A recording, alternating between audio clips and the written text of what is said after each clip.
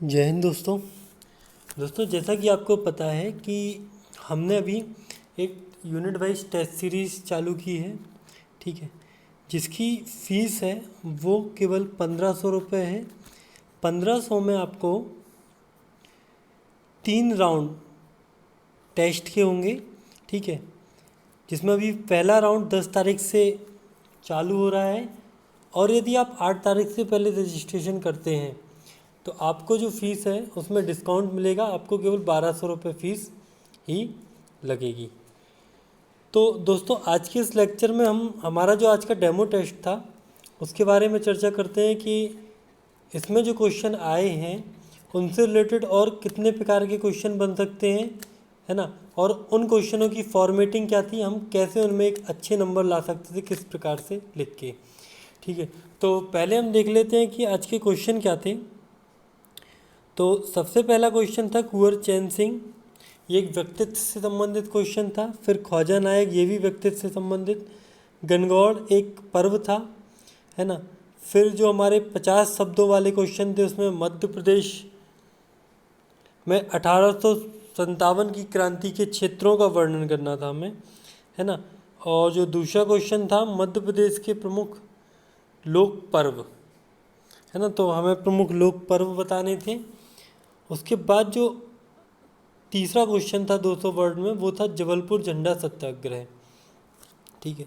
तो आइए हम इनके आंसर देखते हैं कि हम कैसे इनको लिख सकते थे और आखिर ऐसे क्वेश्चन यदि और आते तो उनकी एक फॉर्मेटिंग क्या होगी। तो सबसे पहले हम देखते हैं कि जो हमारा पहला क्वेश्चन था वो 3 मार्कर, उसको हमने एक कैटेगरी में डिवाइड किया, ठीक है, कि इसको हमने बोला कि ये भाई स्वतंत्रता सेनानी है ना। तो स्वतंत्रता सेनानियों के लिए हमने एक फॉर्मेट बना लिया कि जैसे ही कोई स्वतंत्रता सेनानी आता है तो हम सबसे पहले परिचय लिखेंगे उसका, फिर हम क्षेत्र लिखेंगे और फिर हम उसके बारे में कोई एक विशेषता बताएंगे, ठीक है। तो ये एक फॉर्मेट बना लिया। अब ये फॉर्मेट ज़रूरी क्यों है? क्योंकि देखिए हमारे पास जो डाटा होता है बहुत ज़्यादा होता है, लेकिन 3 मार्कर को लिखने के लिए हमारे पास एक लिमिटेड टाइम है। तो उस लिमिटेड टाइम में हमें सोचना ना पड़े तो हमने ये पहले से एक फॉर्मेट बना के रख लिया है। इस प्रकार संपूर्ण कोर्स के आपको फॉर्मेट बनवाए जाएंगे, है ना, इस टेस्ट सीरीज के तहत। ऐसे ही यदि जो प्रमुख पर्व है तो प्रमुख पर्व में क्या बताएंगे अपन, सबसे पहले तो अपन बताएंगे कि परिचय सामान्यता दे देंगे कि किस क्षेत्र में ये होता है, फिर अवसर के मतलब किस अवसर पर मनाया जाता है, और विशेष इसके बारे में कुछ बता देंगे कि कैसे संबंधित है, कौन सी जनजाति है या फिर कुछ भी, ठीक है।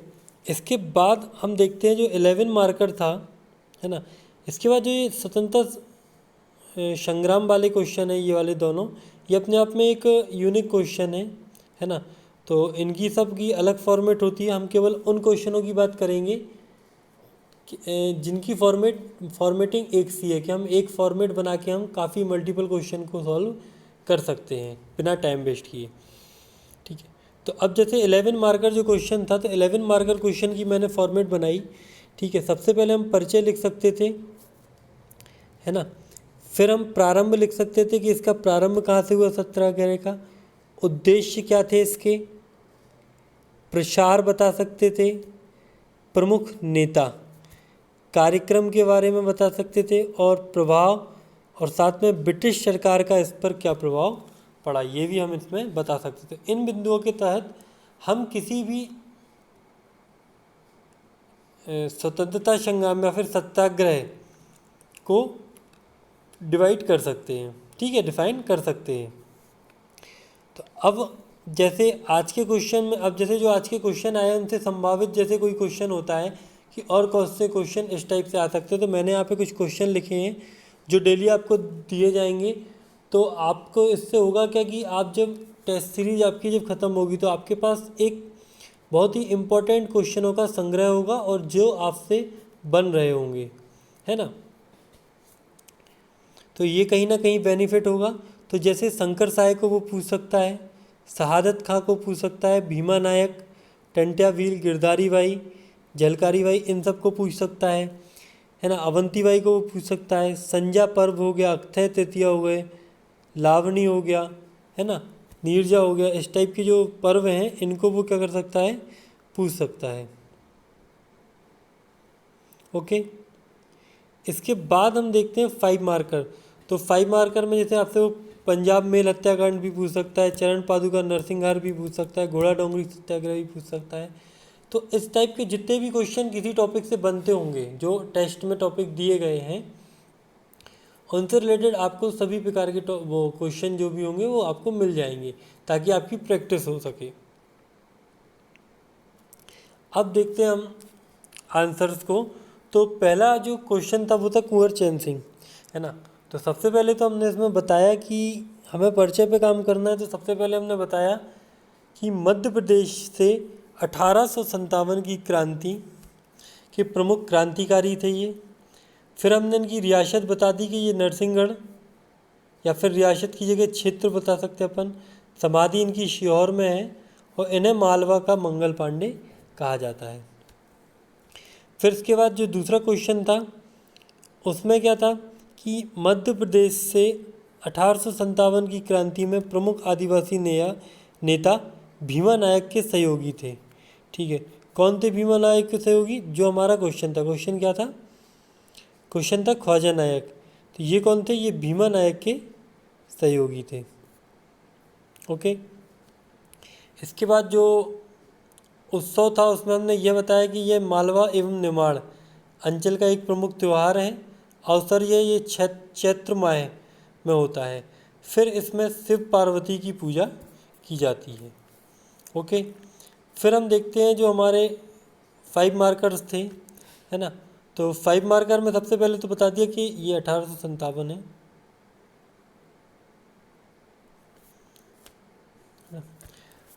मध्य प्रदेश में 1857 की क्रांति की शुरुआत 3 जून 1857 को नीमच छावनी से हुई।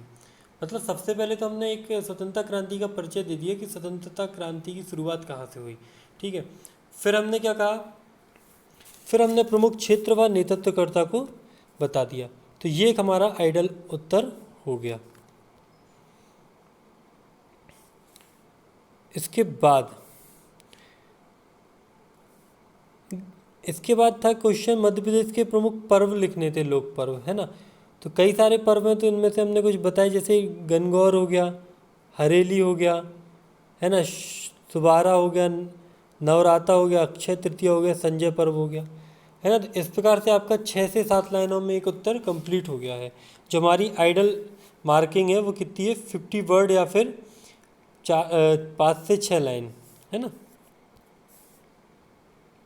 इसके बाद 3 मार्कर का नंबर देखो, इसमें मैंने डायग्राम को नहीं बताया। यदि आप जब अच्छे से लिखेंगे इसको पॉइंट बना के, तो ये आपका पूरा 2 पेज का डाटा है ना। पीडीएफ में डाटा छोटा लगता है क्योंकि पेजेस बड़े होते हैं। तो सबसे पहले हमें क्या देना था कि परिचय देना था एक सामान्य सा, फिर हमें घटना बता दी, फिर हमने उद्देश्य बता दिए, प्रसार बता दिया इसका। ठीक है, फिर प्रमुख नेताओं के बारे में बता दिया। तो प्रमुख नेताओं को स्थानीय नेता और राष्ट्रीय नेता में डिवाइड कर दिया, है ना। फिर प्रयास बता दिए कि प्रयास मतलब फैलाने के लिए इन्होंने कैसे किया। फिर ब्रिटिश सरकार की क्या प्रतिक्रिया रही इस आंदोलन के प्रति, है ना।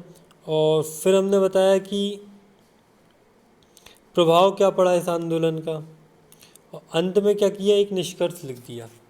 इसी के साथ हमारा जो 11 मार्कर है वो कंप्लीट होता है। ठीक है, तो यदि आपको लेक्चर पसंद आता है तो लेक्चर को लाइक और शेयर ज़रूर करें। बाकी आप हमारी टेस्ट सीरीज ज्वाइन करें ताकि आपकी एक अच्छी प्रिपरेशन हो सके। आज के इस लेक्चर में इतना ही, बाकी मिलते हैं कल।